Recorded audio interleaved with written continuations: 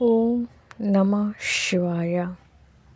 ನಮ್ಮ ಚಾನೆಲ್ ವಿಡಿಯೋಗಳ ಹೆಚ್ಚಿನ ಮಾಹಿತಿಗಾಗಿ ಸಬ್ಸ್ಕ್ರೈಬ್ ಬಟನ್ಗೆ ಕ್ಲಿಕ್ ಮಾಡಿ ನಮ್ಮ ಚಾನೆಲ್ಗೆ ಸಬ್ಸ್ಕ್ರೈಬ್ ಮಾಡಿ. ಈ ವಿಡಿಯೋ ಇಷ್ಟವಾದಲ್ಲಿ ಲೈಕ್ ಮಾಡಿ, ಶೇರ್ ಮಾಡಿ ಹಾಗೂ ಕಮೆಂಟ್ ಮಾಡಿ.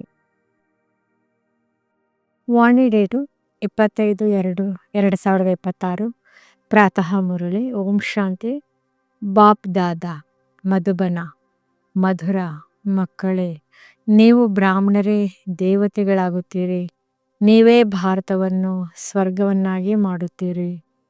ಆದ್ದರಿಂದ ನಿಮಗೆ ತಮ್ಮ ಬ್ರಾಹ್ಮಣ ಜಾತಿಯ ನಶೆ ಇರಬೇಕು. ಪ್ರಶ್ನೆ: ಸತ್ಯ ಬ್ರಾಹ್ಮಣರ ಮುಖ್ಯ ಲಕ್ಷಣಗಳೇನಿರುವುದು?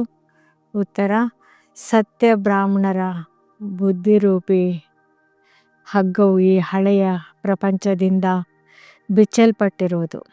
ಅವರು ಈ ಪ್ರಪಂಚದ ತೀರವನ್ನು ಬಿಟ್ಟು ಬಿಟ್ಟರು.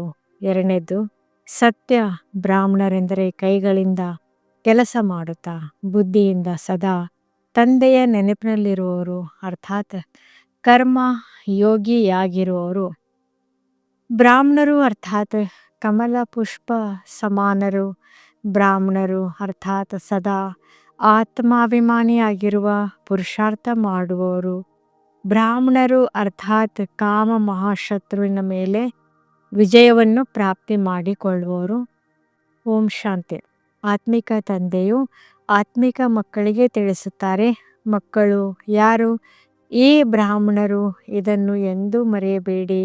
ನಾವು ಬ್ರಾಹ್ಮಣರಾಗಿದ್ದೇವೆ, ದೇವತೆಗಳಾಗೋರಿದ್ದೇವೆ. ವರ್ಣಗಳನ್ನು ಸಹ ನೆನಪು ಮಾಡಿಕೊಳ್ಳಬೇಕಾಗುತ್ತದೆ. ನೀವಿಲ್ಲಿ ಪರಸ್ಪರ ಕೇವಲ ಬ್ರಾಹ್ಮಣರಿದ್ದೀರಿ. ಬ್ರಾಹ್ಮಣರಿಗೆ ಬೇಹದ್ದಿನ ತಂದೆಯು ಓದಿಸುತ್ತಾರೆ. ಇಲ್ಲಿ ಬ್ರಹ್ಮರವರು ಓದಿಸುವುದಿಲ್ಲ. ಶಿವತಂದೆಯು ಬ್ರಹ್ಮರವರ ಮೂಲಕ ಬ್ರಾಹ್ಮಣರಿಗೆ ಓದಿಸುತ್ತಾರೆ. ಶೂದ್ರರಿಂದ ಬ್ರಾಹ್ಮಣರಾಗದ ಹೊರತು ದೇವಿ ದೇವತೆಗಳಾಗಲು ಸಾಧ್ಯವಿಲ್ಲ. ಆಸ್ತಿಯು ಶಿವತಂದೆಯಿಂದಲೇ ಸಿಗುತ್ತದೆ. ಆ ಶಿವತಂದೆಯು ಎಲ್ಲರ ತಂದೆಯಾಗಿದ್ದಾರೆ. ಈ ಬ್ರಹ್ಮರವರಿಗೆ ಗ್ರೇಟ್ ಗ್ರೇಟ್ ಗ್ರ್ಯಾಂಡ್ ಫಾದರ್ ಎಂದು ಹೇಳುತ್ತಾರೆ. ಎಲ್ಲರಿಗೂ ಲೌಕಿಕ ತಂದೆ ಇರುತ್ತಾರೆ. ಪಾರಲೌಕಿಕ ತಂದೆಯನ್ನು ಭಕ್ತಿ ಮಾರ್ಗದಲ್ಲಿ ನೆನಪು ಮಾಡುತ್ತಾರೆ. ನೀವೀಗ ತಿಳಿದುಕೊಂಡಿದ್ದೀರಿ, ಇವರು ಅಲೌಕಿಕ ತಂದೆಯಾಗಿದ್ದಾರೆ. ಇವರನ್ನು ಯಾರೂ ತಿಳಿದುಕೊಂಡಿಲ್ಲ. ಭಲೆ ಬ್ರಹ್ಮನ ಮಂದಿರವಿದೆ, ಇಲ್ಲಿಯೂ ಪ್ರಜಾಪಿತ ಆದಿದೇವನ ಮಂದಿರವಿದೆ. ಅವರನ್ನು ಕೆಲವರು ಮಹಾವೀರನೆಂದು ಹೇಳುತ್ತಾರೆ, ಹೃದಯವನ್ನು ತೆಗೆದುಕೊಳ್ಳುವವರೆಂದು ಹೇಳುತ್ತಾರೆ. ಆದರೆ ಹೃದಯವನ್ನು ಗೆಲ್ಲುವವರು ಶಿವತಂದೆಯಾಗಿದ್ದಾರೆಯೇ ಹೊರತು ಪ್ರಜಾಪಿತ ಆದಿದೇವ ಬ್ರಹ್ಮನಲ್ಲ. ಎಲ್ಲ ಆತ್ಮರನ್ನು ಸದಾ ಸುಖಿಯನ್ನಾಗಿ ಮಾಡುವವರು, ಖುಷಿಪಡಿಸುವವರು ಒಬ್ಬರೇ ತಂದೆಯಾಗಿದ್ದಾರೆ. ಇದನ್ನು ಕೇವಲ ನೀವೇ ತಿಳಿದುಕೊಂಡಿದ್ದೀರಿ. ಪ್ರಪಂಚದಲ್ಲಂತೂ ಮನುಷ್ಯರು ಏನು ತಿಳಿದುಕೊಂಡಿಲ್ಲ, ತುಚ್ಛ ಬುದ್ಧಿಯವರಾಗಿದ್ದಾರೆ. ನಾವು ಬ್ರಾಹ್ಮಣರೇ ಶಿವತಂದೆಯಿಂದ ಆಸ್ತಿಯನ್ನು ತೆಗೆದುಕೊಳ್ಳುತ್ತಿದ್ದೇವೆ. ನೀವು ಸಹ ಇದನ್ನು ಪದೇ ಪದೇ ಮರೆತು ಹೋಗುತ್ತೀರಿ. ನೆನಪು ಅತಿ ಸಹಜವಾಗಿದೆ. ಯೋಗ ಶಬ್ದವನ್ನು ಸನ್ಯಾಸಿಗಳು ಇಟ್ಟಿದ್ದಾರೆ. ನೀವಂತೂ ತಂದೆಯನ್ನು ನೆನಪು ಮಾಡುತ್ತೀರಿ. ಯೋಗ ಎಂಬುದು ಸಾಮಾನ್ಯ ಶಬ್ದವಾಗಿದೆ. ಇದಕ್ಕೆ ಯೋಗಾಶ್ರಮವೆಂದು ಹೇಳುವುದಿಲ್ಲ, ಏಕೆಂದರೆ ಇಲ್ಲಿ ತಂದೆ ಮತ್ತು ಮಕ್ಕಳು ಕುಳಿತಿದ್ದೀರಿ. ಬೇಹದ್ದಿನ ತಂದೆಯನ್ನು ನೆನಪು ಮಾಡುವುದು ಮಕ್ಕಳ ಕರ್ತವ್ಯವಾಗಿದೆ. ನಾವು ಬ್ರಾಹ್ಮಣರಾಗಿದ್ದೇವೆ. ಬ್ರಹ್ಮರವರ ಮೂಲಕ ತಂದೆಯಿಂದ ಆಸ್ತಿಯನ್ನು ಪಡೆಯುತ್ತಿದ್ದೇವೆ. ಆದ್ದರಿಂದ ಶಿವತಂದೆಯು ತಿಳಿಸುತ್ತಾರೆ, ಎಷ್ಟು ಸಾಧ್ಯವೋ ನೆನಪು ಮಾಡುತ್ತಾ ಇರಿ. ಭಲೆ ಚಿತ್ರವನ್ನೂ ಇಟ್ಟುಕೊಳ್ಳಿ, ಆಗ ನೆನಪಿರುವುದು. ನಾವು ಬ್ರಾಹ್ಮಣರಾಗಿದ್ದೇವೆ, ತಂದೆಯಿಂದ ಆಸ್ತಿಯನ್ನು ತೆಗೆದುಕೊಳ್ಳುತ್ತೇವೆ. ಬ್ರಾಹ್ಮಣರು ಎಂದಾದರೂ ತಮ್ಮ ಜಾತಿಯನ್ನು ಮರೆಯುತ್ತಾರೆಯೇ? ನೀವು ಶೂದ್ರರ ಸಂಘದಲ್ಲಿ ಬರುವುದರಿಂದ ಬ್ರಾಹ್ಮಣತನವನ್ನು ಮರೆತು ಹೋಗುತ್ತೀರಿ. ಬ್ರಾಹ್ಮಣರಂತೂ ದೇವತೆಗಳಿಗಿಂತಲೂ ಶ್ರೇಷ್ಠರಾಗಿದ್ದಾರೆ, ಏಕೆಂದರೆ ನೀವು ಬ್ರಾಹ್ಮಣರೇ ಜ್ಞಾನಪೂರ್ಣರಾಗಿದ್ದೀರಿ. ಭಗವಂತನಿಗೆ ಸರ್ವಜ್ಞನೆಂದು ಹೇಳುತ್ತಾರೆ. ಅದರ ಅರ್ಥವನ್ನು ತಿಳಿದುಕೊಂಡಿಲ್ಲ. ಅವರು ಎಲ್ಲರ ಹೃದಯಗಳಲ್ಲಿ ಏನಿದೆ ಎಂಬುದನ್ನು ಕುಳಿತು ನೋಡುತ್ತಾರೆಂದಲ್ಲ, ಸರ್ವಜ್ಞನೆಂದರೆ ಅವರಿಗೆ ಸೃಷ್ಟಿಯ ಆದಿ ಮಧ್ಯ ಅಂತ್ಯದ ಜ್ಞಾನವಿದೆ. ಅವರು ಬೀಜರೂಪನಾಗಿದ್ದಾರೆ, ವೃಕ್ಷದ ಆದಿ ಮಧ್ಯ ಅಂತ್ಯವನ್ನು ತಿಳಿದುಕೊಂಡಿದ್ದಾರೆ. ಅಂದಮೇಲೆ ಇಂತಹ ತಂದೆಯನ್ನು ಬಹಳ ನೆನಪು ಮಾಡಬೇಕಾಗಿದೆ. ಈ ಬ್ರಹ್ಮರವರ ಆತ್ಮವು ಸಹ ಆ ತಂದೆಯನ್ನು ನೆನಪು ಮಾಡುತ್ತದೆ. ತಂದೆಯು ತಿಳಿಸುತ್ತಾರೆ, ಈ ಬ್ರಹ್ಮನು ನನ್ನನ್ನು ನೆನಪು ಮಾಡುತ್ತಾರೆ, ಆದ್ದರಿಂದಲೇ ಈ ಪದವಿಯನ್ನು ಪಡೆಯುತ್ತಾರೆ. ನೀವು ನೆನಪು ಮಾಡುತ್ತೀರಿ, ಆಗಲೇ ಪದವಿ ಪಡೆಯುತ್ತೀರಿ. ಮೊಟ್ಟ ಮೊದಲು ನೀವು ಅಶರೀರಿಯಾಗಿ ಬಂದಿದ್ದೀರಿ, ಮತ್ತೆ ಅಶರೀರಿಯಾಗಿ ಹಿಂತಿರುಗಿ ಹೋಗಬೇಕಾಗಿದೆ. ಮತ್ತೆಲ್ಲರೂ ನಿಮಗೆ ದುಃಖ ಕೊಡುವವರಾಗಿದ್ದಾರೆ. ಅವರನ್ನು ಏಕೆ ನೆನಪು ಮಾಡುತ್ತೀರಿ? ಯಾವಾಗ ನಾನು ನಿಮಗೆ ಸಿಕ್ಕಿದ್ದೇನೋ, ನಾನು ನಿಮ್ಮನ್ನು ಹೊಸ ಪ್ರಪಂಚದಲ್ಲಿ ಕರೆದುಕೊಂಡು ಹೋಗಲು ಬಂದಿದ್ದೇನೆ. ಅಲ್ಲಿ ಯಾವುದೇ ದುಃಖವಿರುವುದಿಲ್ಲ, ದೈವಿ ಸಂಬಂಧವಿರುತ್ತದೆ. ಇಲ್ಲಿ ಮೊಟ್ಟ ಮೊದಲು ಸ್ತ್ರೀ ಪುರುಷನ ಸಂಬಂಧದಲ್ಲಿ ದುಃಖವಾಗುತ್ತದೆ, ಏಕೆಂದರೆ ವಿಕಾರಿಗಳಾಗುತ್ತಾರೆ. ಈಗ ನಿಮ್ಮನ್ನು ಇಂತಹ ಪ್ರಪಂಚದ ಮಾಲೀಕರನ್ನಾಗಿ ಮಾಡುತ್ತೇನೆ, ಎಲ್ಲಿ ವಿಕಾರದ ಮಾತೆ ಇರುವುದಿಲ್ಲ. ಕಾಮ ಮಹಾಶತ್ರುವೆಂದು ಗಾಯನವಿದೆ. ಇದು ಆದಿ ಮಧ್ಯ ಅಂತ್ಯ ದುಃಖ ಕೊಡುತ್ತದೆ. ಕ್ರೋಧವು ಆದಿ ಮಧ್ಯ ಅಂತ್ಯ ದುಃಖ ಕೊಡುತ್ತದೆ ಎಂದು ಹೇಳುವುದಿಲ್ಲ. ಅಂದಮೇಲೆ ಮೊದಲು ಕಾಮ ವಿಕಾರವನ್ನು ಗೆಲ್ಲಬೇಕು. ಅದೇ ಆದಿ ಮಧ್ಯ ಅಂತ್ಯ ದುಃಖ ಕೊಡುತ್ತದೆ, ಪತೀತರನ್ನಾಗಿ ಮಾಡುತ್ತದೆ. ಪತೀತ ಶಬ್ದವು ವಿಕಾರಕ್ಕೆ ಸಲ್ಲುತ್ತದೆ. ಈ ಶತ್ರುವಿನ ಮೇಲೆ ಜಯ ಗಳಿಸಬೇಕಾಗಿದೆ. ನಿಮಗೆ ತಿಳಿದಿದೆ, ನಾವು ಸ್ವರ್ಗದ ದೇವಿ ದೇವತೆಗಳಾಗುತ್ತಿದ್ದೇವೆ. ಎಲ್ಲಿ ಅವರಿಗೆ ಈ ನಿಶ್ಚಯವಿಲ್ಲವೋ ಅಲ್ಲಿ ಅವರಿಗೆ ಏನನ್ನೂ ಪಡೆಯಲು ಸಾಧ್ಯವಿಲ್ಲ. ತಂದೆಯು ತಿಳಿಸುತ್ತಾರೆ, ಮಕ್ಕಳೇ, ಮನಸ ವಾಚ ಕರ್ಮಣ ಅಕ್ಯುರೇಟ್ ಆಗಬೇಕಾಗಿದೆ. ಪರಿಶ್ರಮವಿದೆ ಪ್ರಪಂಚದಲ್ಲಿ, ಇದು ಯಾರಿಗೂ ಗೊತ್ತಿಲ್ಲ. ನೀವು ಭಾರತವನ್ನು ಸ್ವರ್ಗವನ್ನಾಗಿ ಮಾಡುತ್ತೀರಿ. ಮುಂದೆ ಹೋದಂತೆ ತಿಳಿದುಕೊಳ್ಳುವರು. ಒಂದು ದೇಶ, ಒಂದು ಭಾಷೆ, ಒಂದು ಧರ್ಮ, ಒಂದು ರಾಜ್ಯವು ಬೇಕೆಂದು ಬಯಸುತ್ತಾರೆ. ಅಂದಾಗ ನೀವು ಇದನ್ನು ತಿಳಿಸಬಹುದು. ಸತ್ಯಯುಗದಲ್ಲಿ ಇಂದಿಗೆ 5000 ವರ್ಷಗಳ ಮೊದಲು ಒಂದು ರಾಜ್ಯ, ಒಂದು ಧರ್ಮವಿತ್ತು. ಅದಕ್ಕೆ ಸ್ವರ್ಗವೆಂದು ಹೇಳಲಾಗುತ್ತದೆ. ರಾಮರಾಜ್ಯ ಮತ್ತು ರಾವಣ ರಾಜ್ಯವನ್ನು ಯಾರೂ ತಿಳಿದುಕೊಂಡಿಲ್ಲ. 100% ತುಚ್ಛ ಬುದ್ಧಿಯವರಿಂದ ನೀವೀಗ ಸ್ವಚ್ಛ ಬುದ್ಧಿಯವರಾಗುತ್ತೀರಿ. ನಂಬರ್ವಾರ್ ಪುರುಷಾರ್ಥದನುಸಾರ ತಂದೆಯು ಕುಳಿತು ಓದಿಸುತ್ತಾರೆ. ಕೇವಲ ನೀವು ತಂದೆಯ ಮತದಂತೆ ನಡೆಯಿರಿ. ತಂದೆಯು ತಿಳಿಸುತ್ತಾರೆ, ಹಳೆಯ ಪ್ರಪಂಚದಲ್ಲಿರುತ್ತಾ ಕಮಲ ಪುಷ್ಪ ಸಮಾನ ಪವಿತ್ರರಾಗಿರಿ. ನನ್ನನ್ನು ನೆನಪು ಮಾಡುತ್ತಾ ಇರಿ. ತಂದೆಯು ಆತ್ಮಗಳಿಗೆ ತಿಳಿಸುತ್ತಾರೆ, ನಾನು ಈ ಕರ್ಮೇಂದ್ರಿಯಗಳ ಮೂಲಕ ಆತ್ಮರಿಗೆ ಓದಿಸಲು ಬಂದಿದ್ದೇನೆ. ನೀವು ಆತ್ಮರು ಸಹ ಕರ್ಮೇಂದ್ರಿಯಗಳ ಮೂಲಕ ಕೇಳಿಸಿಕೊಳ್ಳುತ್ತೀರಿ. ನೀವು ಮಕ್ಕಳು ಆತ್ಮಾಭಿಮಾನಿಯಾಗಬೇಕಾಗಿದೆ. ಇದಂತೂ ಹಳೆಯ ಚೀಚಿ ಶರೀರವಾಗಿದೆ. ನೀವು ಬ್ರಾಹ್ಮಣರು ಪೂಜೆಗೆ ಯೋಗ್ಯರಲ್ಲ. ನೀವು ಗಾಯನಕ್ಕೆ ಯೋಗ್ಯರಾಗಿದ್ದೀರಿ.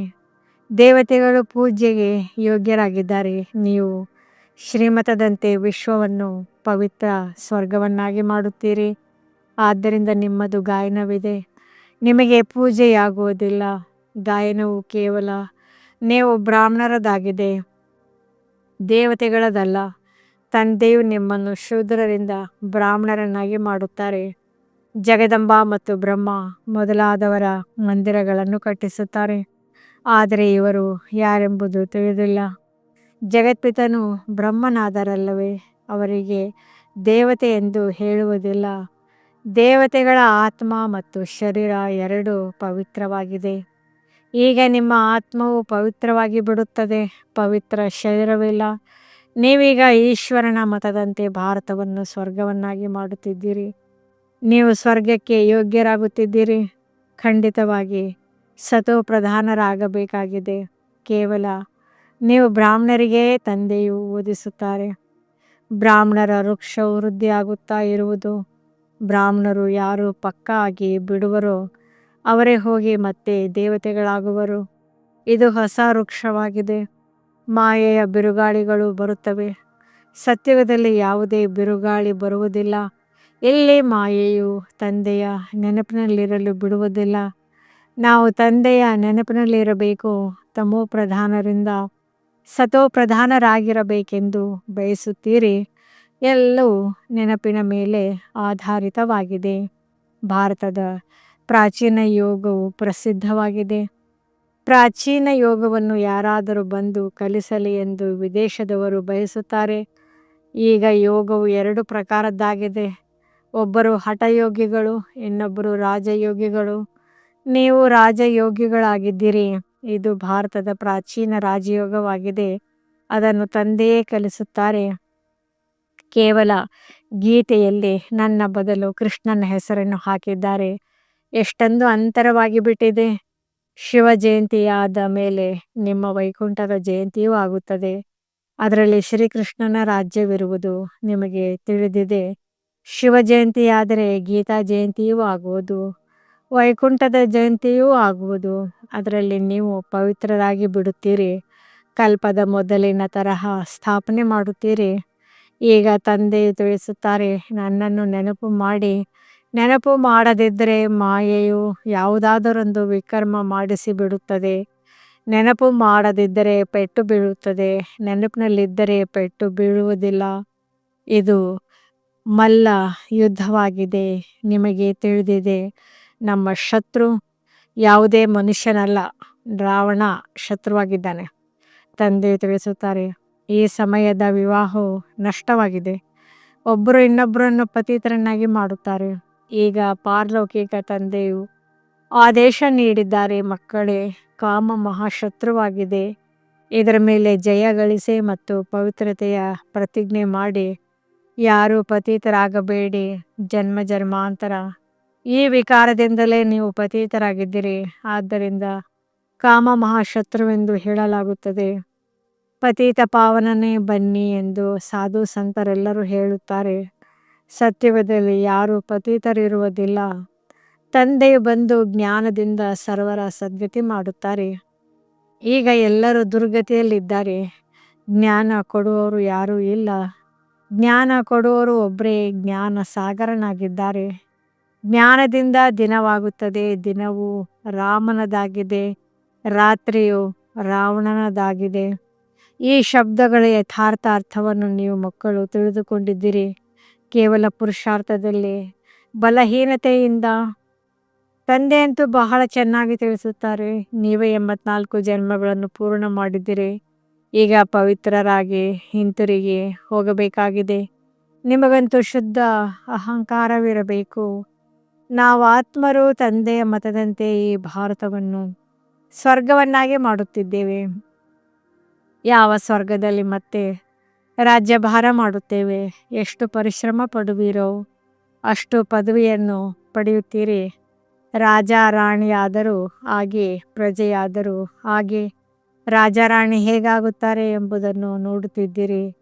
ಫಾಲೋ ಫಾದರ್ ಎಂಬ ಗಾಯನವಿದೆ. ಅದು ಈಗಿನ ಮಾತಾಗಿದೆ. ಲೌಕಿಕ ಸಂಬಂಧಕ್ಕಾಗಿ ಈ ರೀತಿ ಹೇಳಲಾಗುವುದಿಲ್ಲ.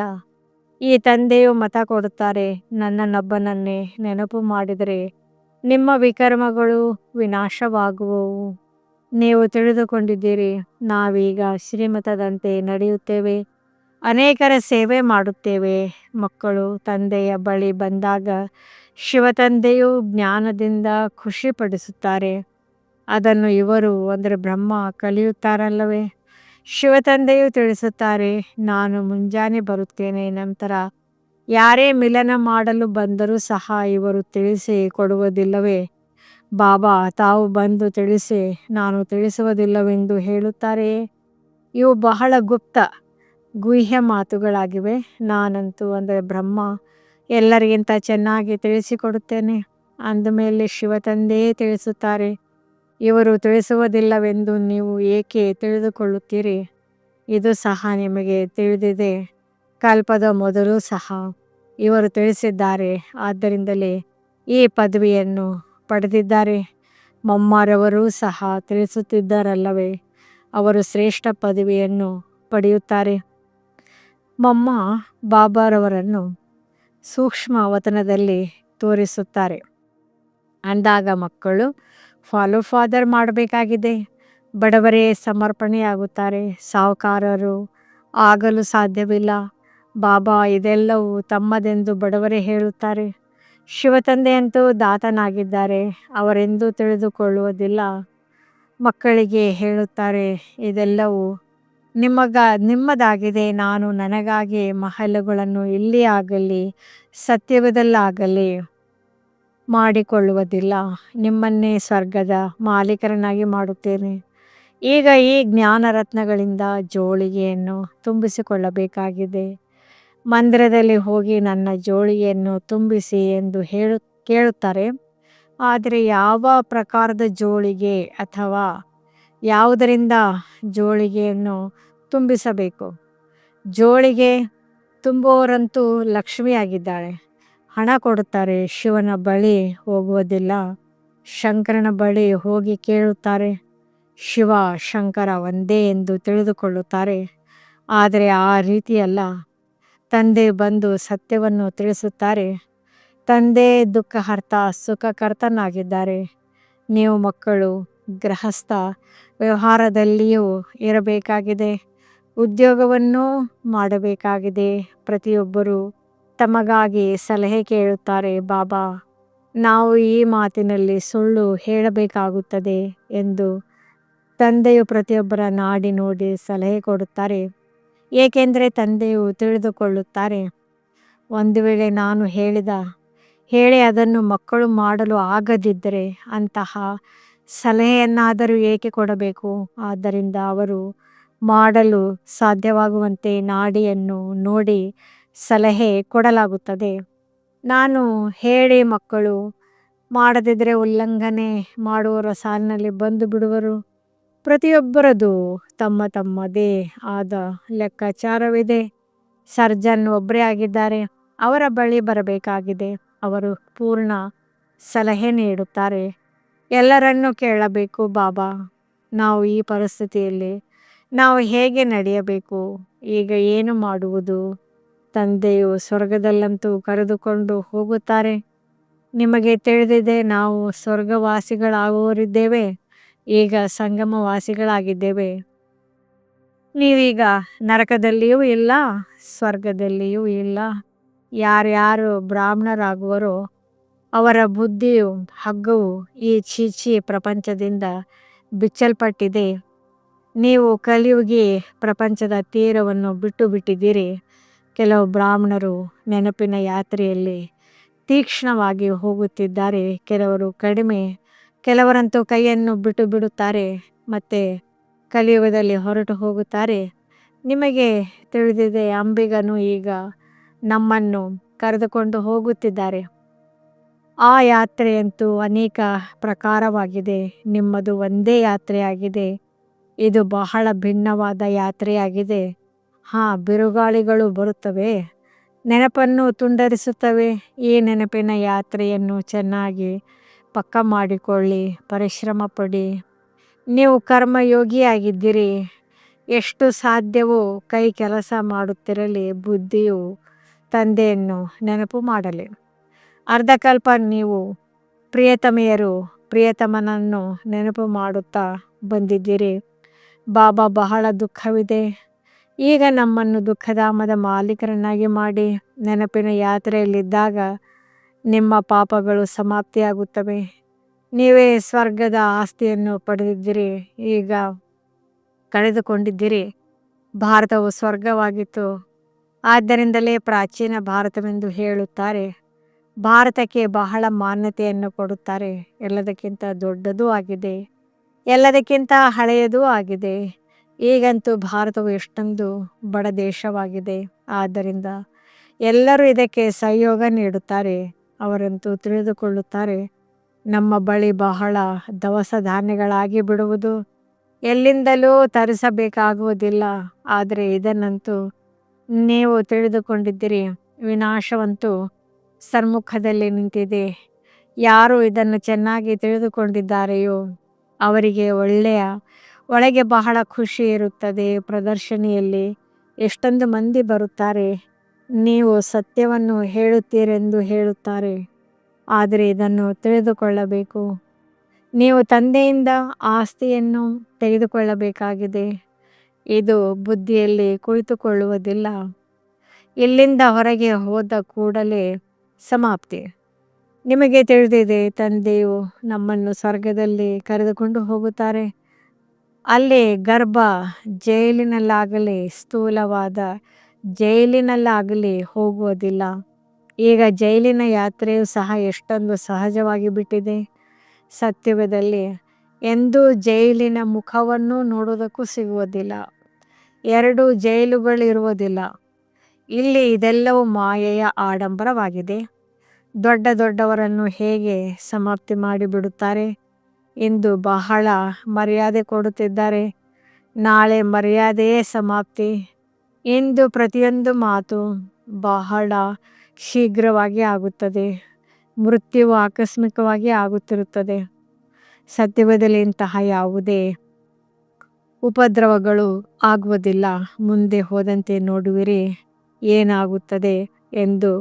ಬಹಳ ಭಯಂಕರವಾದ ದೃಶ್ಯಗಳಿರುವುದು. ನೀವು ಮಕ್ಕಳು ಸಾಕ್ಷಾತ್ಕಾರವನ್ನು ಮಾಡಿದ್ದೀರಿ. ಮಕ್ಕಳಿಗಾಗಿ ಮುಖ್ಯವಾದುದು ನೆನಪಿನ ಯಾತ್ರೆಯಾಗಿದೆ. ಒಳ್ಳೆಯದು. ಮಧುರಾತಿ ಮಧುರ ಅಗಲಿ ಹೋಗಿ ಮರಳಿ ಸಿಕ್ಕಿರುವ ಮಕ್ಕಳ ಪ್ರತಿ ಮಾತಾಪಿತಾ ಬಾಬ್ದಾದಾರವರ ನೆನಪು, ಪ್ರೀತಿ ಹಾಗೂ ಸುಪ್ರಭಾತ. ಆತ್ಮಿಕ ಮಕ್ಕಳಿಗೆ ಆತ್ಮಿಕ ತಂದೆಯ ನಮಸ್ತೆ. ಧಾರಣೆಗಾಗಿ ಮುಖ್ಯ ಸಾರ: ಮನಸ ವಾಚ ಕರ್ಮಣ ಬಹಳ ಬಹಳ ಅಕ್ಯುರೇಟ್ ಆಗಬೇಕಾಗಿದೆ. ಬ್ರಾಹ್ಮಣರಾಗಿ ಯಾವುದೇ ಶೂದ್ರರ ಕರ್ಮವನ್ನು ಮಾಡಬಾರದು. ತಂದೆಯಿಂದ ಯಾವ ಸಲಹೆ ಸಿಗುತ್ತದೆಯೋ ಅದರಂತೆಯೇ ಸಂಪೂರ್ಣ ನಡೆದು ಆಜ್ಞಾಕಾರಿಗಳಾಗಬೇಕಾಗಿದೆ. ಕರ್ಮಯೋಗಿಯಾಗಿ ಪ್ರತಿ ಕಾರ್ಯ ಮಾಡಬೇಕಾಗಿದೆ. ಜ್ಞಾನ ರತ್ನಗಳಿಂದ ಸರ್ವರ ಜೋಳಿಗೆಯನ್ನು ಜ್ಞಾನ ರತ್ನಗಳಿಂದ ತುಂಬಬೇಕಾಗಿದೆ.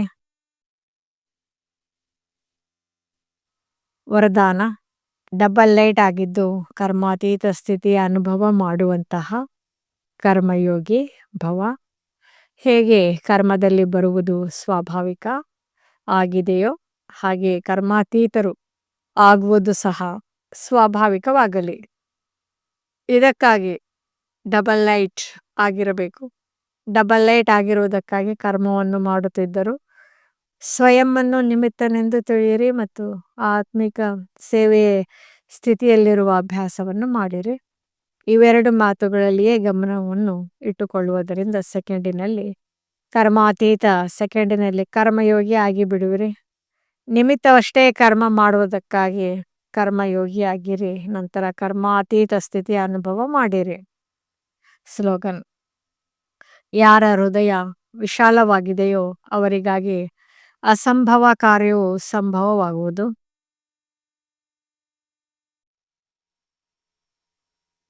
ಅವ್ಯಕ್ತ ಸೂಚನೆ: ಏಕತೆ ಮತ್ತು ವಿಶ್ವಾಸದ ಗುಣಲಕ್ಷಣಗಳ ಮೂಲಕ ಸಫಲತಾ ಸಂಪನ್ನರಾಗಿರಿ. ನಿಮ್ಮಲ್ಲಿ ಏನು ವಿಶೇಷತೆಗಳಿವೆಯೋ ಅವುಗಳನ್ನು ಮುಂದಿಟ್ಟುಕೊಳ್ಳಿ, ಬಲಹೀನತೆಗಳನ್ನಲ್ಲ. ಆಗ ನಿಮಗೆ ನಿಮ್ಮ ಮೇಲೆ ವಿಶ್ವಾಸವಿರುವುದು. ಬಲಹೀನತೆಗಳ ಮಾತನ್ನು ಹೆಚ್ಚು ಯೋಚಿಸಬೇಡಿ. ಆಗ ಸದಾ ಖುಷಿಯಲ್ಲಿ ಮುಂದುವರಿಯುತ್ತಿರುವಿರಿ. ಪ್ರಾಕ್ಟಿಕಲ್ನಲ್ಲಿ ಅನೇಕ ದೇಶ, ಅನೇಕ ಭಾಷೆಗಳು, ಅನೇಕ ರೂಪ, ಬಣ್ಣ.